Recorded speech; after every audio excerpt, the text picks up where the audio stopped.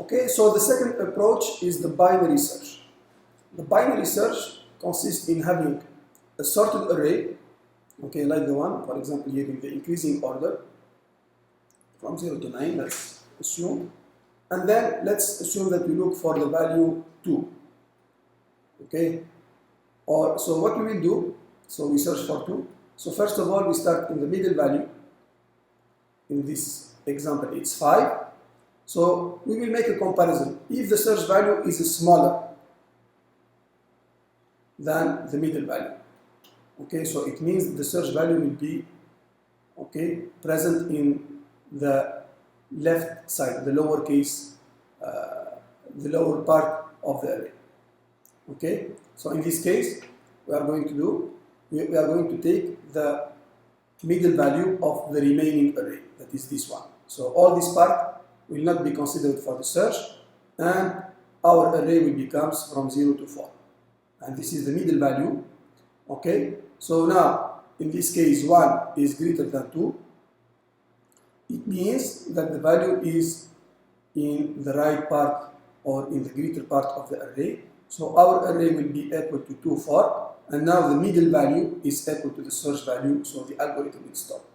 So you can see here we have only done 2 operations. Okay, if we search for 1, okay, so here we are going to find 1 in, so this is here 3 iterations, and here you can find 1 in the second iteration, and so on. If we look for the value, for instance, 9, okay, so as usual, we start from the middle. 9 is greater than 5, so in this case, we are going to look only in the greater part, okay, from 6 to 9. So this part, this is the middle value, that is 7. Okay, 7 is still smaller than 9. Okay, in this case, we take the greater part, that is 8 and 9. Okay, 8 is smaller than 9, and finally we will reach the value of 9, that is equal to the middle and to the search value. So the algorithm is as follows. First of all, we are going to specify by a low value, that is 0 in the beginning, and the highest value is the largest index. And while low is smaller than high, okay, which is the case, the middle will be equal to low plus high divided by 2.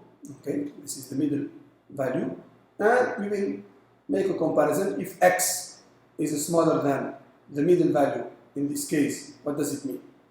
If x is smaller than the middle value, it means we have to look at the smallest values of the array. So we are going to change high equal to the middle.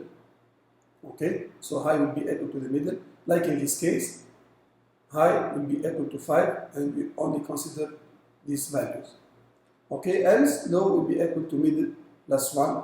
This is if x is greater than middle. Okay, so let's now make the implementation of the binary search array. Okay, so in the same way, and then we are going to make a comparison between the linear search and the binary search. Okay, I create a method, binary search. It takes as input an array A, and this is our key value. Okay, so I'm going to initialize first some elements. So I'm going to take the middle index, okay, which is the length of array divided by 2. So don't forget that we will start from the middle value. Okay, so initially the high index will be equal to 9, that is the length, minus 1, and the low index will be equal to 0, okay, because I need to figure out what is the elements of the array that I will consider for the search. Okay, so I will initialize low index to 0, okay, and high index equal to length minus 1, and let's say that the position, okay, equal to minus 1. This is if we don't find the value, the algorithm will return minus 1. This is if the search value does not exist in the array. So now we are going to iterate over the array until we find until we find the search value, or okay, so either we find the search value or the low index will become smaller than the high index. So while high index is greater than low index, this is the same as here. Okay, while high index is greater or equal to low index, in this case, I'm going to search for the value. Okay, and also if the position equal to -1, because if I find the value, I'm going to change the position to the right value, and then this while loop will be exit. So the first thing, now I am in the while loop. I have to check if the key, okay, if the key is equal to the middle index. So if the key is equal to the middle index, in this case, it means I found the value. So I will change the position to equal to middle index. That is the position of the value I'm looking for. Okay, and with this while loop will be exited, will be quitted, because the position will be now different from -1. So this is a condition that will make the exit loop completed, the while loop completed. Okay. So now if the key is different from the middle value, we have two cases. Okay, so the first case, if the key is smaller than the middle index part. What does it mean? Okay, it means I have to search for the lower part, in the lower part.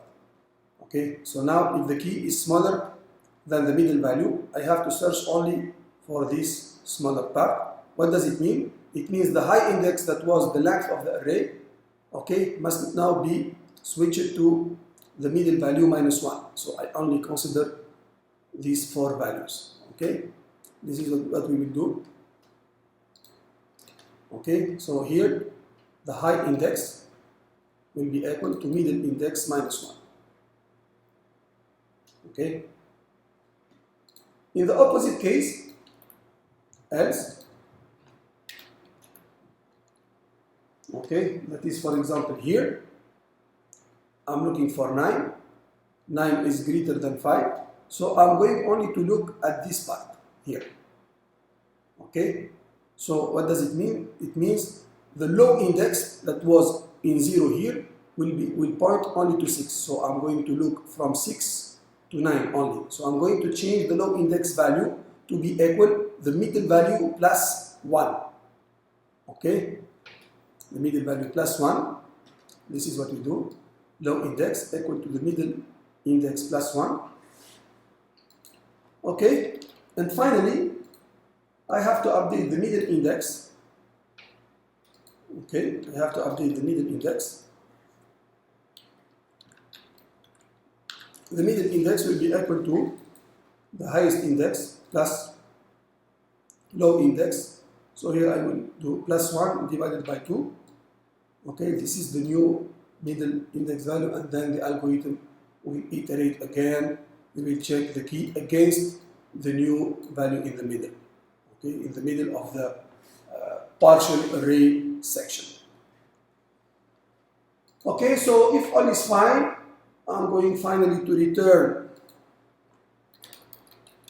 the position, because this algorithm either will complete if the position becomes different from -1, here, it means we find the value, or if high index will become smaller than the low index, it means that we looked at all the elements and the value is not found. So in this case, the position that will be returned is equal to -1.